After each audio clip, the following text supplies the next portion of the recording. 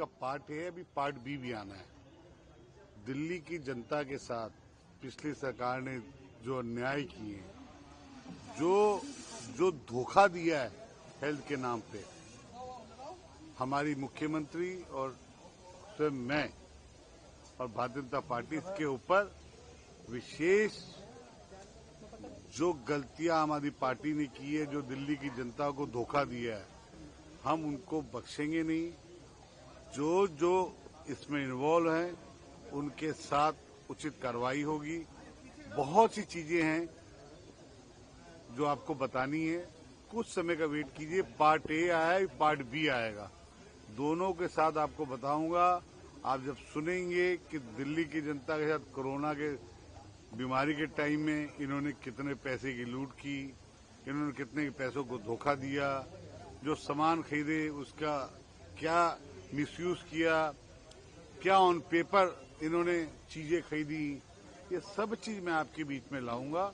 Monday को मेरा इसके ऊपर भाषण कहिए या एक रिपोर्ट कहिए जो मैं सदन में पेश करूंगा। मेरी पार्टी की एक अपनी गाइडलाइंस है और मैं भारतीय जनता पार्टी का एक सिपाही हूं। मेरी रिपोर्ट आपके सामने आएगी।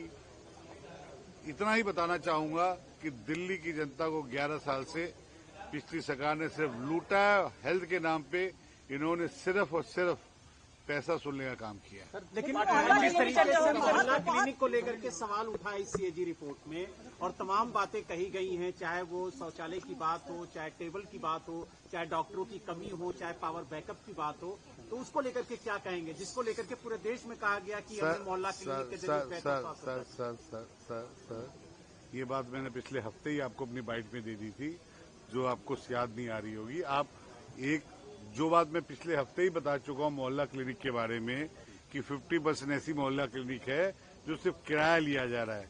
आप देखिए, जो छोटी सी बात करके मैं समाप्त करूंगा, बगल में घर किराया 5,000 रुपये में मिलता है और वही मोहल्ला क्लिनिक 20,000 में 25,000 किराए पे चल रहा है, और जिसके अंदर ना हॉस्पिटल में डॉक्टर है, ना दवाई है, ना कोई साधन है।